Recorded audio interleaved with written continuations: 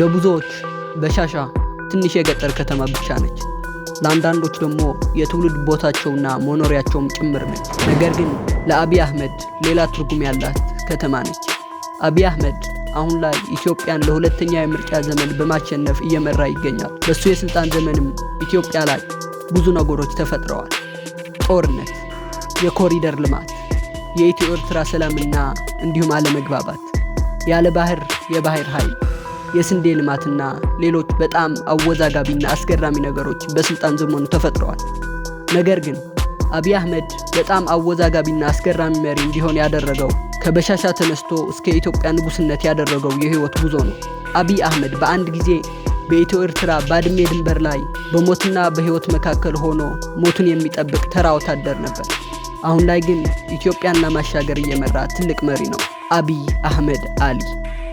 አሁን ላይ ኢትዮጵያ ውስጥ በጣም ብዙ ደጋፊዎችና የዚያን ያህሉም በጣም ብዙ ጠላቶችና ተቃዋሚዎች ያሉት መሪ ነው። ነገር ግን ታሪኩ የሚጀምረው እዚህ ጋር አይደለም። የአብይ አህመድን ታሪክ ለማየት ወደ ትንሽዋ ከተማ በሻሻ መሄድ አለብን። አብይ አህመድ የተወለደው በሐምሌ 9 1968 ዓመተ ምህረት ከክርስቲያን እናቱና ከሙስሊም አባቱ ነበር። ትክክለኛ ስሙም አብዮት የሚል ነበር። ምክንያቱም የተወለደው የደርግ መንግስት ስልጣን ከያዘ ከ2 ዓመታት በኋላ ስለነበር ነው። ልጅነቱም ለሁለት ሃይማኖቶች የተጋለጠና በሁለቱ ትላልቅ ሃይማኖቶች ተጽዕኖ ውስጥ ነበር። በልጅነቱም አፋን ኦሮሞና አማርኛ ቋንቋዎችን አቀላጥፎ መናገር የሚችል ልጅ ነበር። አብይ ትምህርት ቤት ላይ የተረጋጋ ተማሪ አልነበረም። በአካዳሚክ ውጤቱም ብዙ ፈተናዎች ነበሩበት። በእንደዚህ አይነት ሁኔታ እያለም በጊዜው የነበረው የኦነግ፣ ህወሓት፣ አዴፓ በአጠቃላይ የኢህአዴግ እንቅስቃሴ በተለይም አካባቢው ላይ የነበረው የቀይ ሽብርና የኦነግ እንቅስቃሴ ትልቅ ነበር። በጊዜውም አባቱና ወንድሙ በነበራቸው የፖለቲካ እንቅስቃሴ ምክንያት አባቱ አህመድ አሊና ወንድሙ ከድር አህመድ እስር ቤት ላይ ለብዙ ጊዜ ቆይተዋል። ከእስር ከወጡ በኋላም ከትንሽ ቀናት በኋላ ወንድሙ ከድር አህመድ ተገደለ።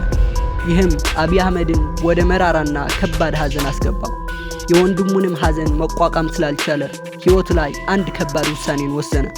እናም ገና በ14 ዓመቱ እድሜው ለውትድርና እንኳን ሳይሞላ የትጥቅ ትግልን መርጦ ደርግን ለመጣል ወሰነ። ነገር ግን አብዛኞቹ ታጋዮች የትግራይ ተወላጆች ስለሆኑ ከነሱ ጋር ለመግባባት ሲል ትግርኛን በአጭር ጊዜ ተማረ። ይህም በታጋዮቹ ዘንድ ተወዳጅነትን እንዲያገኝ አስቻለው። ሐሳቡንም በማሳካት የደርግ መንግስትን መጣል ቻለ። ነገር ግን ብቻውን አልነበረም። ጦርነቱ ካለቀ በኋላም ኢህአዴግ በዋናነትን ህወሓት የመንግስትን ስልጣን መያዝ ቻለ። አብይም መደበኛ የውትድርና ስልጠናን በሬዲዮ መገናኛ እንዲሁም ስለላ መውሰድ ቻለ። በ1988 ዓመተ ምህረትም አብይ ለሰላም ማስከበር ሥራ ወደ ሩዋንዳ ተላከ። በመቀጠልም በ1991 ዓመተ ምህረት ልክ ከሰላም ማስከበር ከተመለሰ በኋላ በቀጥታ ወደ ኢትዮ ኤርትራ ድንበር ባድሜ ለወታደራዊ ግዳጅ ተላከ። ስራውም የጠላትን አቅጣጫና አስተላለፍ ማጥናት፣ መሰለል እንዲሁም ማስተላለፍ ነበር።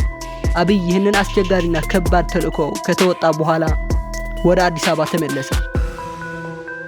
እስካሁን ቪዲዮን ካያችሁት ሰብስክራይብ የግድ ነው።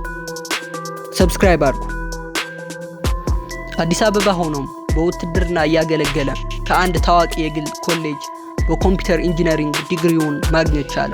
በመቀጠልም በ2003 ዓመተ ምህረት ከውትድርና በመልቀቅ በኢንሳ መስራት ጀመረ። በመቀጠልም ለህዝብ ተወካዮች ምክር ቤት ተመረጠ። ፒኤችዲውን ከአዲስ አበባ ዩኒቨርሲቲ ማግኘት ቻለ። ከዛም አብይ የሳይንስና ቴክኖሎጂ ሚኒስተር ሆኖ ማገልገል ጀመረ።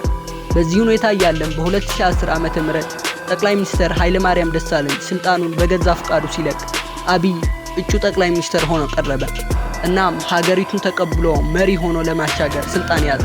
የጠቅላይ ሚኒስተር ስልጣን ከያዘም አሁን ላይ 8 ዓመት ሆኖታል። አብይ ብዙ ጠላቶች እንዲሁም ብዙ ወዳጆች ቢኖሩትም አንድ የማይካድ ሀቅ አለው። እሱም አብይ ላመነበት ዓላማ ያለው ቆራጥነትና አልበገሬ ባይነት ነው። ከአብይ ልንማረው የምንችለው ነገር ቢኖርም ቆራጥ መሆንና እስከ መጨረሻው ሳትሰለች ህልምህን ማሳካትን ነው።